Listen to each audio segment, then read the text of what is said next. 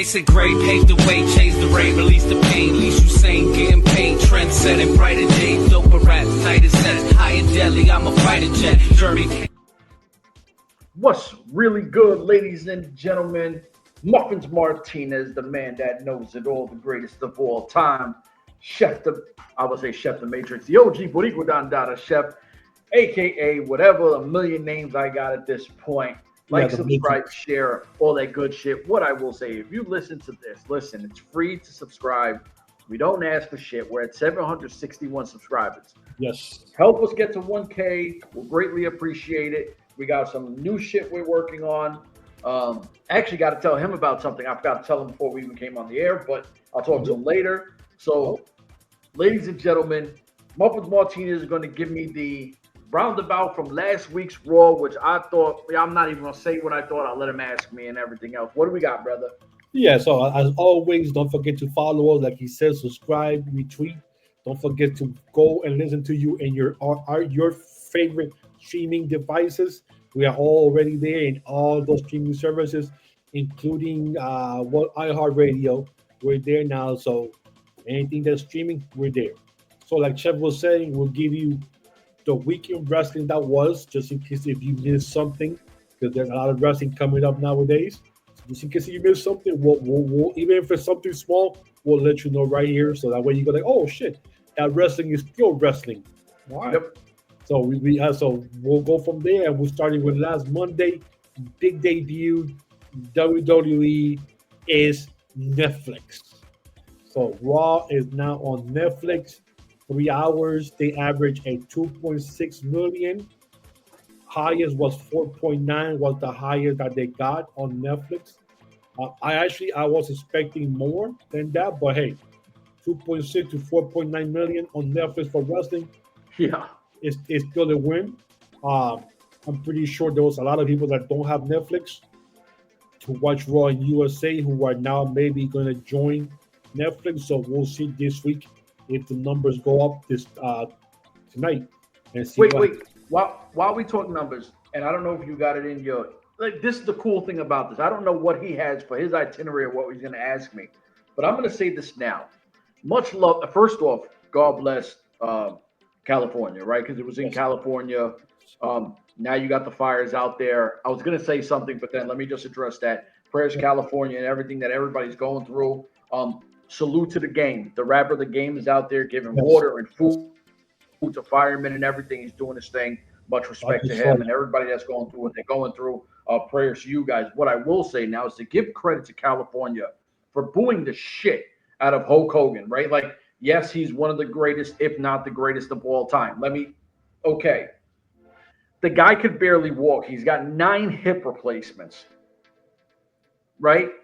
The nostalgia thing, the nostalgia was 20 years ago was nostalgia. No one wants to see Hulk Hogan no more. He's 9,000 years old. He can barely walk. And I don't want to hear brother anymore. I've heard that since I've been a little kid. I'm 45 years old.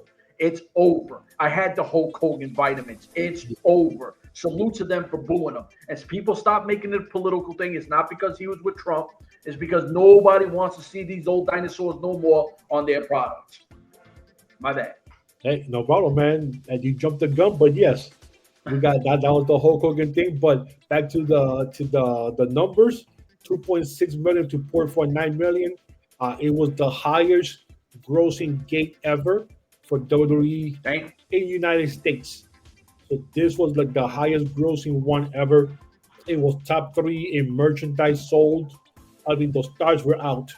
Everybody was out. You know, a lot of people were good about it and people were mad about it. 4 matches in 3 hours. Nuts. There was more talking than actual wrestling. There was maybe Babyface won their matches instead of the heels. So there was a lot of complaining back and forth, you know, between everybody who all the experts on Twitter. Because, you know, once you go to Twitter and you open a wrestling account, you already are an expert in wrestling. So give it to you if you were one of the ones that tweeted out and you give your opinion of what you thought is your personal. And, you know, I work for WWE, so they care what you think. So, yeah, opinions on it. But overall, it's their first show. They brought all the big guns. People are upset about it, and one thing that I will say I am upset about is that now it looks like the Rock against Cody Rhodes is not going to happen at WrestleMania, since he came out and actually cut a face, a promo on him, and about the drink, that kind of shit. So it looks like that Hogan, the Rock against Cody Rhodes is not going to happen.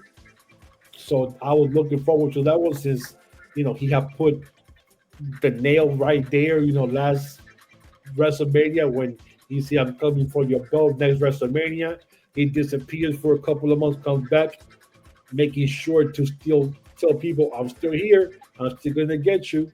And then on the first Raw of 2025, they kind of just backed up and said, "Let me give the props to Cody Rhodes, blah blah blah blah," and now it looks like it's not going to happen. So, well, it could be a swerve. Honestly, maybe.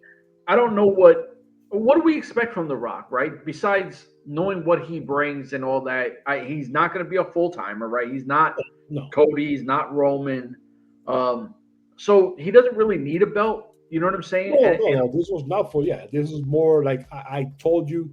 You beat my cousin. I'm going revenge for my cousin last year, and and you were already throwing the little egg on it, like to let us know. Oh shit, WrestleMania next year is going to be in Vegas. Oh crap, Rock is going to be huge. Listen, wouldn't you rather have in Mania, if it's John Cena's last big Mania match, wouldn't you rather have The Rock versus Cena? No, because if it's going to be the last match or his last hurrah, I would have him go up against Cody Rhodes for the belt, and then either he wins the belt, retires with the belt as the champion, and walks off to the sunset, or he puts Rhodes over as his last match. No. Well, John Cena has to win his last Mania. Okay, well, he's fucking different. John Cena. I understand that, but it's different times, different things. If he does win, he'll break Ric Flair's record, supposedly, even though we know Ric Flair has won 21, 22 titles, but in WWE he's only been 16 in WWE. So but that's the other underlining thing on the whole thing, to see what happens. But before we even jump, wait. And Cody than Cena against The Rock. So okay, let's say he breaks the record, which everybody wants, and maybe not you because you're a Four Horsemen guy. Well, no, it doesn't matter, because because we know all real wrestling fans know that Flair is not a 16-time heavyweight title champion. He's 22. I know, but in the universe, wrestlers know. I mean, real fans know that. It's just but it's sheep that believe that he's not. That he's only 16 times. So the universe has him at 16. Yeah, no. McMahon and WWE has him at 16. Okay. Remember, my man always said, if it never happened in the Raw ring or in WWE, it never happened outside. Nobody cares what happens outside. As long as it happens in the WWE universe, that's what it matters. So to wrestling fans like us, we know it's more than 16. We're cheap is 16. So it's a WWE show. We're talking WWE. We got to stick to the WWE rules. Yes. So John Cena has 16. Flair has 16 in WWE, right? Yes. Or WWE, WCW. So you go, okay, if John Cena wins at Mania, right? He ends his farewell tour, and he's arguably the greatest WWE talent of all time. Yes. I will definitely co-sign with a yes. Okay. But now it has to happen where he has to win the Royal Rumble to get to Cody Rhodes. If Cena is winning the Rumble, you heard it here first. The Rock doesn't wrestle at WrestleMania, because as we know, this is a 2-night extravaganza. Since COVID hit, it's been now 2 nights. Yeah. The biggest night in wrestling history. So. But listen, anytime The Rock happens, it's ratings. The Rock equals ratings. For sure. And now we've seen that coming back. That's also ratings. So. Yeah, and let me tell you, I love the People's Champ. I love the most electrifying man in sports. And say, I'm a Rock fan. The Rock's my guy. The Final Boss moniker is one of the coolest nicknames I've ever heard in wrestling. So now just imagine now that match happens between Cena and Cody Rhodes, and then you see the same people coming from the back that they did in the main event from last year, and you see The Rock, you see maybe this time Stone Cold Steve Austin and The Undertaker trying to destroy somebody else, so that when Cena wins or Cody wins, that'd be kind of cool to do some shit like that. But you're right. I thinking about it. You're right. Cena has to win. If that's the road that they're gonna take, and Cena has to win the belt to close his legacy as the greatest WWE champion, as long as he doesn't come back again in 2-3 years. No. And that's the bullshit that Undertaker's been doing for the last 10 years, one match every year just to come out. No, Cena's got to walk away. You go out clean. He's got nothing to prove. There's a difference between Cena and Undertaker. Undertaker is arguably in the top 5 greatest of all time, depending on what era you're from. We'll say Undertaker fits in that 1 to 10 bracket, right? That's cool. Cena is a global star. Like, he's a movie star, and he's done music. Undertaker is just wrestling, right? Like, that's all. If you live under a rock and you've never watched WWE, you might not know the Undertaker. But if you watch movies, if you listen to hip hop, even though, I'm not saying he's a fucking platinum. Well, he fucking had. He was, with his album, that was the universe that was buying his albums. But let's keep it 1,000. Hold up. The dude, he got skills. I'm not even gonna deny that he got skills. I mean, he did a song. He did a song with Merce. Yep. Merce is the bad man with the remix. And he got bars. I'm not even gonna lie about that. The dude can rhyme. The dude can throw his shit down. At that time when he was doing that whole gimmick, he really was out there with real on the ground. Spitting bars out there for real, doing his shit for real. There wasn't no gimmick with him on that. He was doing the battle rap thing on a level of WWE before battle rap was super huge. Exactly.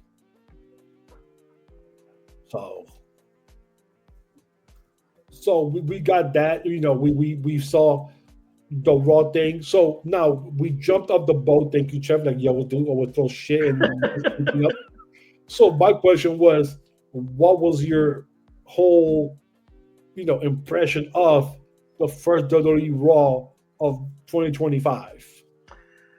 I mean, it was tough because I was excited because of the Penta thing that never happened, right? Yes. So we were super excited. We might see tonight. I'm gonna say, we might see Penta tonight because we're recording this 5-something on Monday today. So hopefully he comes out because we're both big Penta guys. We've seen me, like I said this before, I've watched from, Impact, Lucha Underground, AEW, and now going to WWE. So to watch his brother get all the accolades, he has action figures because of AEW, but now he's going to be in a successful video game, right? Like the AEW game is straight trash. So he'll have the opportunity there. Yeah, he'll have the opportunity there. He'll grow his brand. Well, let me ask you, have you played the AEW game? Yeah. Oh, you have played it? Okay. Yeah, my oldest had it. It's straight trash. Okay. It's horrible, bro. It might be the worst wrestling game I've ever played. Wow. Yeah, and it's worse. Remember, like TNA's first game was really good when they had Suicide and all that. Yes, that was the early game, and that game was really good. That people sleep on it, right? Like that was really good. I love the storyline in it. Good. People don't want to give it credit because it's TNA, right? And I don't know if I got mine at Toys R Us. It came with a CD with like Kurt Angle or something, right? Like so a DVD cover, yes. Yeah. So it came with a DVD in the game. Super really good. But this game, it was trash. Oh, wow. But he'll be in the universe. I'm excited to see what happens. They don't have a talent that's anything like him. So it's going to be interesting to see how it all goes down. But as for the show, I thought it was a good show. I don't think it was like a world mover, right? I didn't go, oh shit, I liked it because The Rock was there. I like it because Cena was there. I was like, okay, way too much talking. You got it. If you're gonna give me 3 hours, I want at least 7 matches. Undertaker did a drive-by or a bike-by. Ah, dude. Yeah, nobody. Listen, what was that? That was okay. What was that Taker's name? It was American Badass, right? The American Badass. Yeah. Nobody fucked with the American Badass. Nobody cared. Really? Now, come on, bro. If he's not fucking gray or black with the purple or the gray with the purple, come on, man. He got to come back and shit. It was that time when they had the gang mentality that he had. What was the name of the group that he had? Was it Hell's Angels? I doubt it. He can't use that name. No. Whatever it was, he had the 4 guys with 8-Ball and Chainsaw and somebody else. And there was the Boricua. They had the Canadians. They had the National Domination. That time they had all the different factions at that time. I can't remember the name of that. Those Angels. That's what I remember American Badass with them. Even though my favorite was the Ministry of Darkness. That was pretty badass. They put Stone Cold on a cross. Because he had a crew. I mean, Viscera, Minion, Ed and Christian, and the whole brood was part of it. I mean, that time, that shit was crazy. Yeah, the Ministry of Darkness. That was nuts. That was one of my favorite Undertaker, times. Even though he did a bullshit walk by or whatever he did, type your nonsense. And then the main event we saw it was Mr. Strategy himself, CM Punk against Drew McIntyre. CM Punk won. And if you remember the ending, it kind of make you go like, damn, I've seen this ending somewhere before. And then you start thinking, and you're like, I've seen this before. Of course, somebody found the ending. It was the same ending he had in AEW when he wrestled who he wrestled? I want to say MJF. The same ending. He did the go to sleep.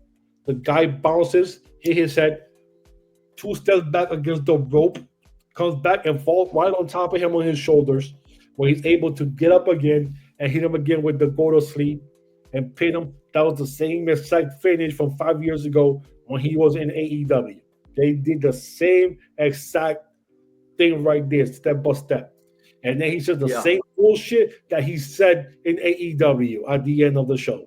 Oh, Punk sounds passionate. No, CM Punk just said the same shit he said 5 years ago in AEW. That's not passionate. You know what bothers me, right? Like, and it goes to, I'm a big Snoop guy. I grew up on Gin and Juice, and where he had the Pittsburgh Penguins jersey, getting his hair braided. I go way back to Old English. You know what I'm saying? Like, so Snoop Dogg has never elevated to me. Snoop is still doing the same lyrics with the same style as he did in the late 80s, early 90s to right now. And to me, a real artist switches with the times. Like, look at David Bowie. David Bowie's music over 50 years kept changing every 10 years. Like, guy's legendary. Guys know how to switch it up. If you need, supposedly you're one of the greatest on the mic of all time. If you need to regurgitate something that hit because you don't know if you can say the next hit thing, that means you're not as good as I think you are, because you need to keep recycling your own content of what worked. I don't want to hear that. A great talker. Look at a guy like MJF. Now, I don't think MJF is this super ill wrestler. I think he's a very good wrestler, but it's not like an MJF you're going to be like, holy shit, he's not a Kenny Omega. You know what I mean? Like, so, but MJF never to me sounds the same. When he talks his shit, obviously his voice sounds the same, but it's direct to whoever he's talking shit to. He won't cut the same promo on you that he would cut on me. He would use against me. He's good enough on a mic where he will let it flow. CM Punk to me is one of the most overrated wrestlers I've ever seen in my life. That's facts. He's not that great in the ring. I don't give a fuck what no one says. And on a mic, he was the mic drop shit that everybody remembers. Yeah, because he really did not like Triple H and Stephanie McMahon. So he was talking crazy. And then what happened? They said, he was talking so crazy, get the fuck up out of here. Right? Like, you got to go because you out of control. What happens? He doesn't work somewhere else. AEW, he has issues. He comes back to WWE and he uses recycled shit. You're not that guy. You're really not that guy. CM Punk fans get upset because your man ain't that tough neither. Because when he was trying to act like he was a gangster and they fed him feeders in UFC, he got his ass mollywopped too. Yep. And that was our WWE Monday Night Raw show, or what I like to call it, Monday Night or Raw is Netflix. Because that's what they should call Raw it. is Netflix. I like that. Raw is Netflix. That's where it's at. On Netflix is Raw. They are there cursing their asses off now. It's not PG-13 anymore. This is a streaming service, so they can go crazy, whatever the hell they want to do now. Hopefully tonight's show, I don't know where it's being from, but hopefully it's more wrestling oriented than last week's. I hope so. But then Tuesday night, they have NXT. The Rock made a surprise visit at NXT. The two biggest things that came out of NXT that night is our homegirl from Japan there. Jesus, I went blank on her name. Giulia. Sumi Sakai? No, Giulia. Oh, I thought you were talking about the Sumi Sakai retirement. No. Giulia. Julia, yeah. She defeated Roxanne Perez and became the new NXT Women's Champion. Early, that was the first match of the night. The last night, the second to last thing that happened, we saw Obafemi, which I was shocked, defeat Trick Williams and the Indian kid. Oh, Jesus. I forgot. Now I definitely went blank on the Indian kid's name. I'm terrible with names. Indian. That's just Native American kid. I forgot his name. Anyways, but Obafemi is the new NXT Heavyweight Champion. Like I said, I was shocked that he won a triple threat match and defeated Trick, even though it wasn't a one-on-one. So I'm hoping Trick will get his one-on-one match. That way, he either gets it back or they just send him out and he'll go up to the main roster, which I'm hoping that's what happens with Trick. Goes up to the main roster and see what happens. But towards the end, The Rock came out, said what he had to say, and this is where the indication where I don't think The Rock versus Cody Rhodes match is going to happen, because then he actually hit on that when people came out and he was like, oh, people are complaining on the net because I came out last year and I said this, oh, you could have beat up Cody. And then I came out last night and then I gave him his prop and his flowers and shout out to Keita. Oh, probably could kiss Cody's ass, which I love The Rock because he could just go out there and just make a promo out of anything.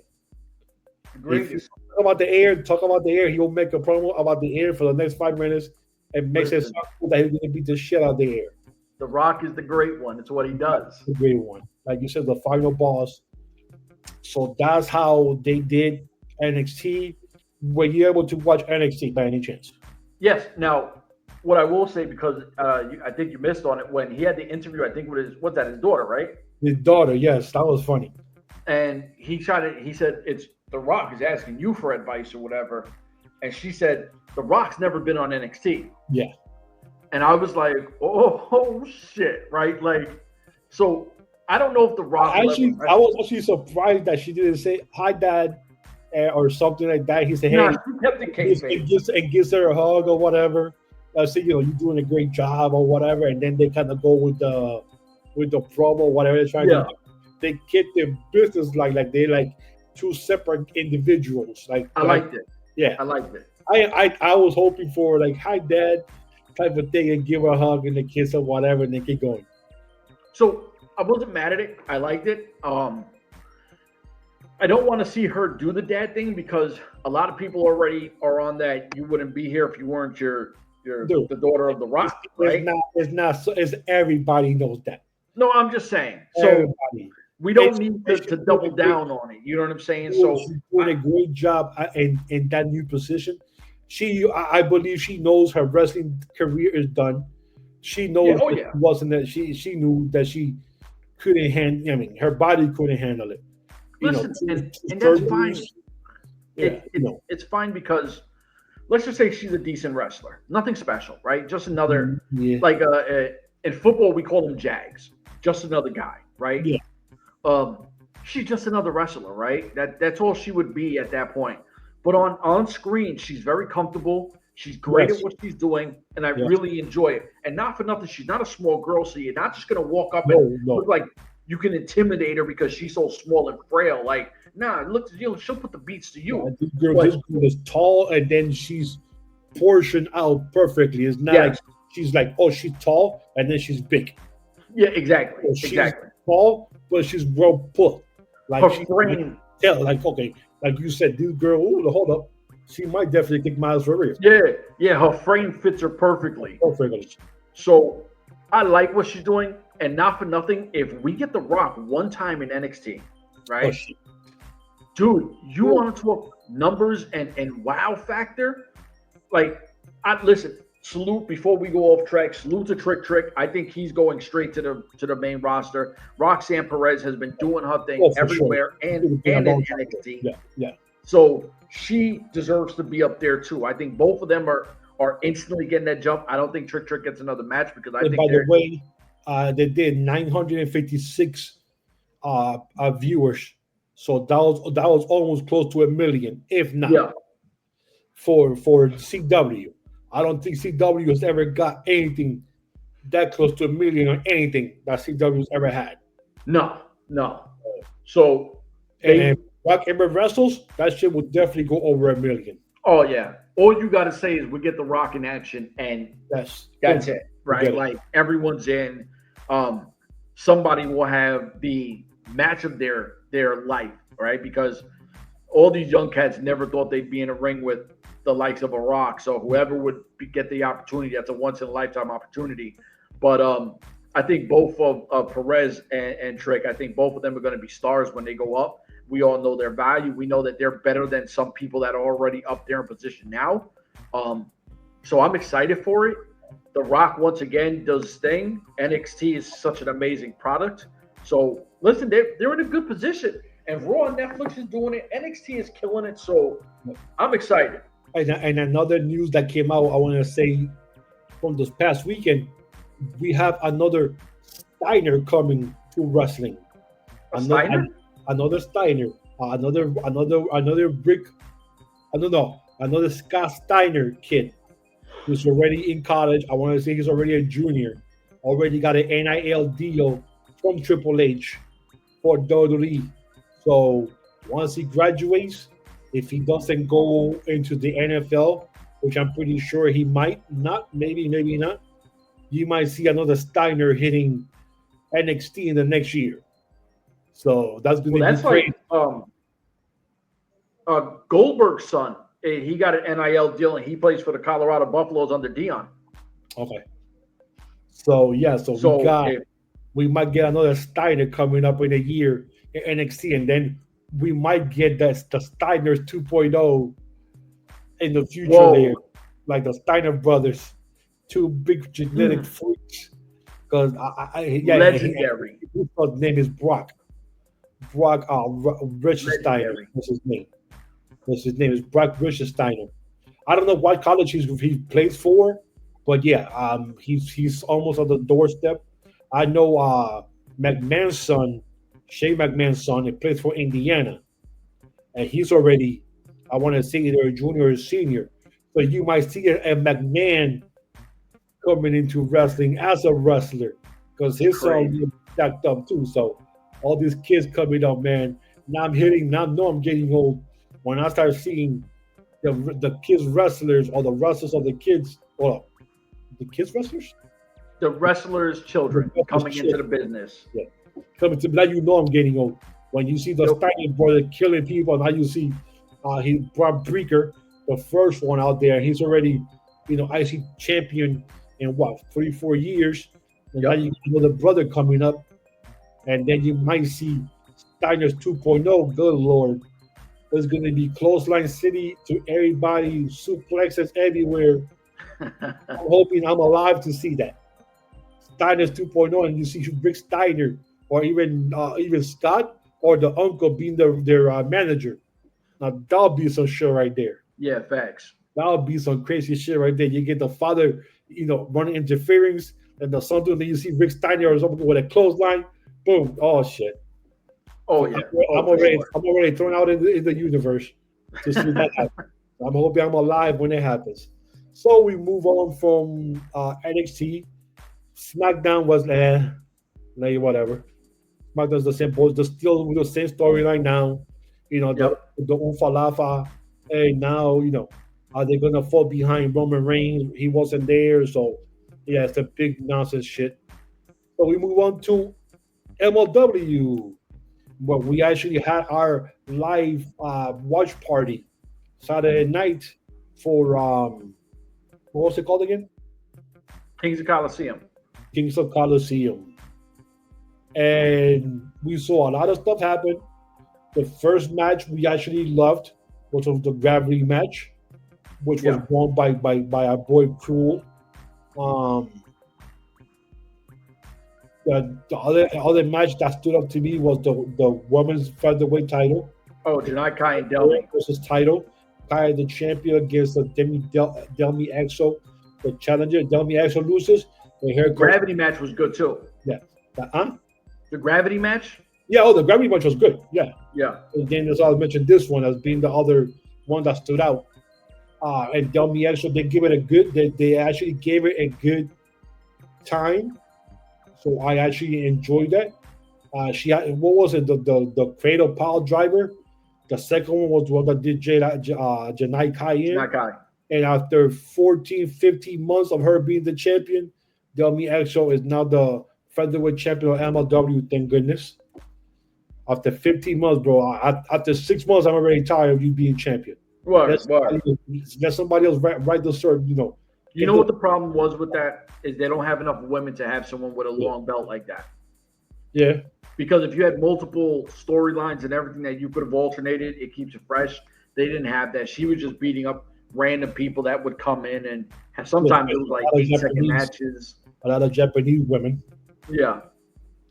And the thing that bothers me is they have mentioned that they want to go to one, what was it, from featherweight to heavyweight or whatever, one class higher.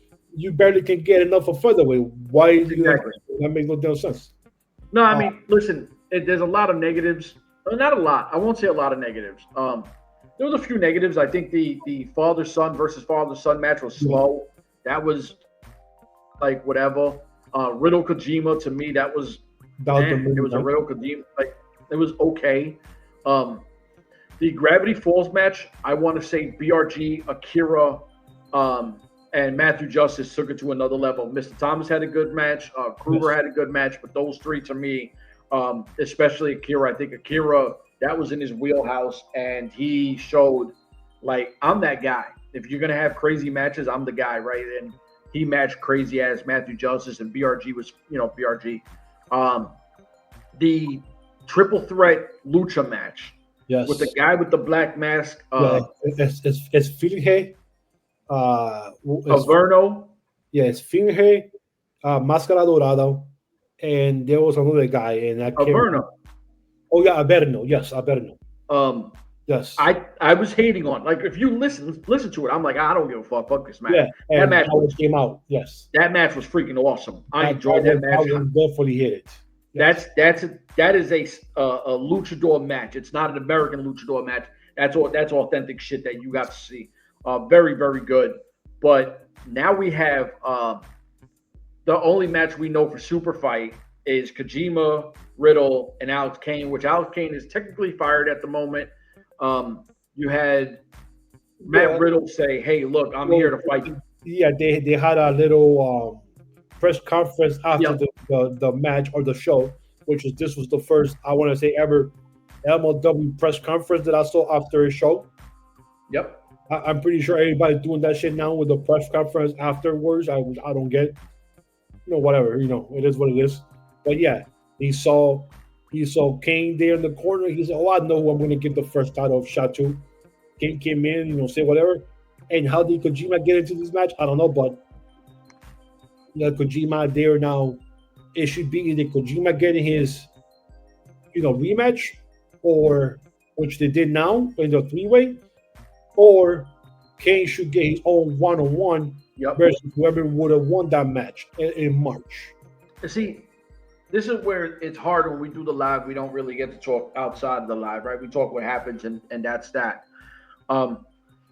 Let's just say after Jacob Fatu left, there was a massive void to fill, right? Fatu left, and then all of a sudden, Alex Kane became the guy, right? And he had some great runs, a lot of really fun matches. He cuts amazing promos to Alex Kane to what he does. Then we all of a sudden see him fall to like if he's fucking, exiled or something because we don't see him win matches no more. We don't really see him do much. To then getting a title shot. Now, and I agree with Riddle saying, I came to MLW to fight the best. He's a great champion for a year. He said all the right things. Okay, so why are we getting a triple threat then if you really want to fight Alex Kane as one of the best? Yeah. Right? Like, I don't know. We'll see what the rest of the card is. Obviously, we'll see what the next show leads to. But I'm excited for it because I like the roster. Half of the roster. Well, we saw that on the 23rd, which is going to be on a Thursday. They're having the taping. Yeah. So it's going to be on that. And then I thought it was February 6th is going to be the next pay-per-view show, the main show. Okay. It's going to be the one that they have the triple threat match, heavyweight title. Is going to be. So on a scale to 1 to 10 or 1 to 5, what did you think of Sunday's Saturday show? The MLW? Yes. If I had to go 5, I give it a strong 3. I enjoyed it. There's a few little things that I'm like, all right. Yeah, I'd give it a 3. I give it a 3. The only thing that I didn't like was how long that nonsense with your boy there, Swordfish or whatever his name is. I forgot about that match. Was that a match? Well, the beating thing or whatever. Not a match, but that one kind of a segment. Yeah, segment. Yeah, that was way longer than it should have been. Yeah, it was corny. So now we wait till the 23rd to see the tapings and see what else matches unfold going forward. And then on the 6th of February, it'll be the next pay-per-view. You know the name of it by any chance? The next pay-per-view? See, it was Super Fight. In February. All right. But at least it shows that it's going to be every 2-week thing. Because then this taping is the 23rd, and then the other one on the 6th. Pretty sure the tapings will be in the middle. So I haven't seen a show yet for February. I'm sorry, for March. Isn't that the one that's supposed to be in Cali? Yes, but what about, did they want for April? They haven't done for April yet, right? I don't think so. I think it might. I don't remember offhand, though. Well, I think April's going to be, of course, WrestleMania, but I haven't seen anything being mentioned yet for April. So we move on for MLW. And, of course, that same night, also on Saturday, New Japan Strong was having a show there from, I want to say, from San Jose or wherever they do their shows from. And this was Sumi Sakai's retirement event. Because Sumi Sakai has finally decided to retire from in-ring performance. And I want to say Sumi Sakai has hit, I want to say for sure, 40 years in the ring. Because, in Japan, they start early. Yeah. Late underage to early 10s, 11s. And I think she's in her mid-50s. But I'm pretty sure she had 40 years in the ring. Sumi Sakai is arguably one of the greatest that ever did it, right? Like, it's not a question. I don't care who you put her up against. She could match with anybody. Yeah, 53 years old. To see the flowers, I expected the flowers with the retirement thing when you sent it to me. I was like, oh, yeah, I can see somebody giving the flowers. The cool one was the guy who gave her the custom jacket. Yeah, the kid from Los Ingobernables de Japón. There you go. Time bomb. I thought that was super dope. Yes. And for a lot of ways, I really enjoyed it more that a female got that kind of respect, right? Like, because when you think of most of the greatest of all time, people will just refer to men. Sumi Sakai, to me, I would say she's my Gail Kim. You know, I always put Gail Kim as my number one, but Sumi Sakai can easily bang with her. So, yes. You know, one of the greatest of all times that even we had a chance, I think she had a match in MLW as well. We got an opportunity to see her. So, and we covered it. So that was pretty freaking dope to have an opportunity for us on our podcast to cover a Sumi Sakai match. So, you know, wish her nothing but the best. And I hope she has the longest of fucking tenures outside of wrestling and enjoy the rest of her life.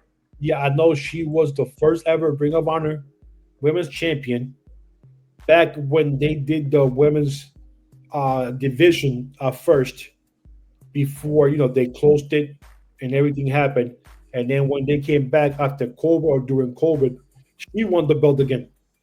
So she was a 2 times women's champion for Ring of Honor at 2 different stages of her career and 2 different stages of Ring of Honor, when they have, you know, got rid of the women's division. And then later on, like 15, 20 years later, they brought it back.